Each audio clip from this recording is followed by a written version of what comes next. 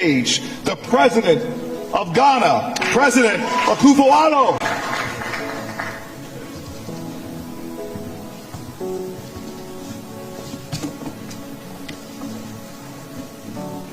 Madam Vice President, ladies and gentlemen, I thank the African and Diaspora Young Leaders Forum for making me part of this conversation and for the opportunity to deliver these remarks at the closing plenary in the presence of the U.S. Vice President, the Honorable Kamala Harris, and in this spectacular building, so admired by all Ghanaians, and indeed by all Africans, as it was designed by one of the foremost architects of his generation, the globally acclaimed Ghanaian architect, David Adjaye.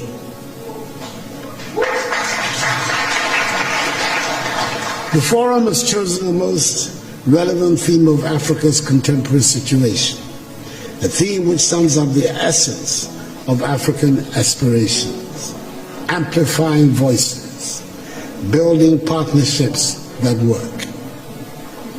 I've stated it before, that it sometimes appears the words Africa and Africans have more resonance outside the continent than inside. When we are home on our continent, it always seems very important to assert that we are Ghanaians, Ivorians, Kenyans, Nigerians, Swazis, Senegalese, Rwandans, South Africans, and Zambians. Then we find ourselves outside the continent, and then we discovered that to the outside world, there are no Ghanaians, there are no Senegalese, and there are no Tanzanians. There are only Africans, and we are all simply Africans. The lesson for me is clear.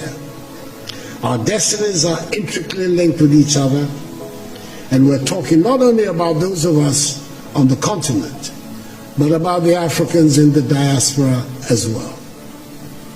You can be an honors graduate from any of the top universities of this country. You can be a second or third generation American, and you can be in a well-paid job. If there's an outbreak of Ebola someplace on the African continent, you are an African. Anyone, everybody in a position of leadership in Africa today thus has his or her work cut out. The urgent responsibility we face is to make our countries and our continent attractive for our peoples, to see them as places of opportunities. It means we must provide education, quality education and skills training. It means our young people must acquire the skills that run modern economies. The impact of a successful Africa on the image and standing of Africans in the diaspora applies with equal force to the image and standing of her sons and daughters who go by the name African Americans, and indeed to all her kith and kin in the Americas and the Caribbean. There's a lot of room for your perspectives and energies back in Africa. History tells us of the positive impact of diaspora communities on the growth and development of countries through increased trade activities, rising investments, and the transfer of skills and knowledge. Take the case of China, for example. With an emigre population of some 60 million, the Chinese diaspora is said to be the 25th largest country in the world, who, according to the Nikkei Asian Review, own assets worth 2.5 trillion United States dollars.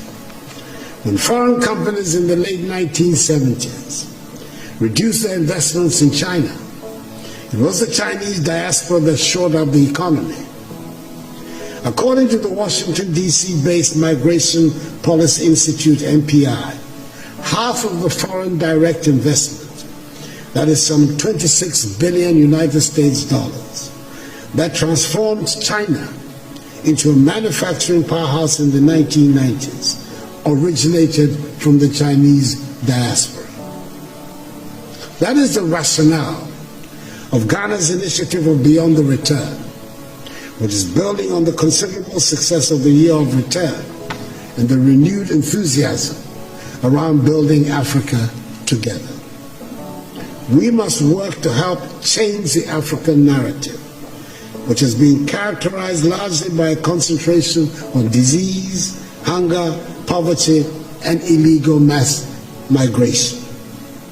Let us all remember that the destiny of all black people, no matter where they are in the world, is bound up with Africa.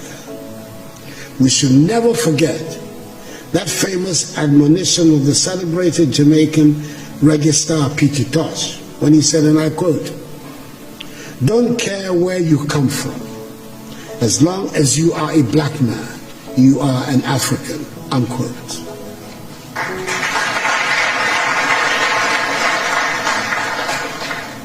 We must help make Africa the place for investment, progress, and prosperity, and not from where our youth flee in the hope of accessing the mirage of a better life in Europe, Asia, or the Americas. That is what the Beyond the Return seeks to do, so we can derive maximum dividends from our relations with the diaspora in mutually beneficial cooperation and as partners for shared growth and development.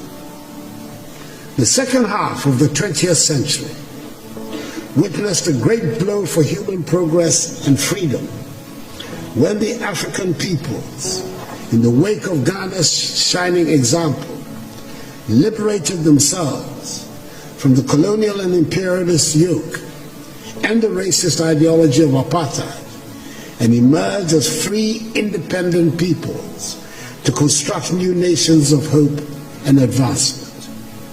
The first half of the 21st century should consolidate this development and see the growth of modern, prosperous, technologically advanced nations within a united Africa, which would make a reality of the dream of the 21st century as the African century and bring dignity and respect to black people all over the world.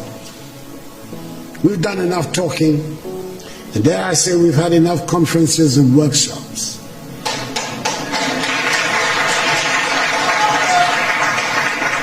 We know what we need to do. It is time just to do it. We've run out of excuses for the state of our continent. We have the manpower, we should have the political will. It is time to make Africa work. We have good reason to be proud of who we are and the beautiful continent that is ours with its vibrant cultures. The geographic space covered by Africa makes it the second largest of the 7 continents. It has 30% of the world's remaining minerals of value. It has some of the most breathtaking scenes on our planet.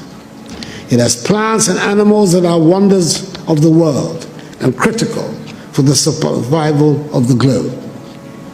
I hear a lot about the need to change our narrative and tell our own good story.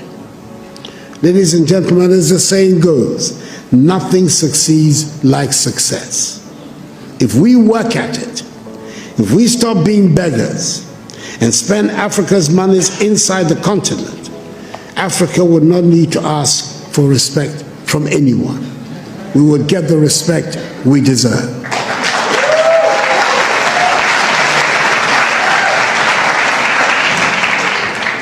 Over 30 years ago, one of America's most prestigious Ivy League universities offered a course in Mandarin, which for years had virtually no takers. Today, there is standing room only. And it is not because the course is any easier. It is because the position of China has changed. 30 years ago, 20 years ago, China was nowhere near where it is today. China does not ask for anyone for respect now. She does not need it. Let us make our continent the prosperous and joyful place it should be, and the respect would follow. I thank you for your attention.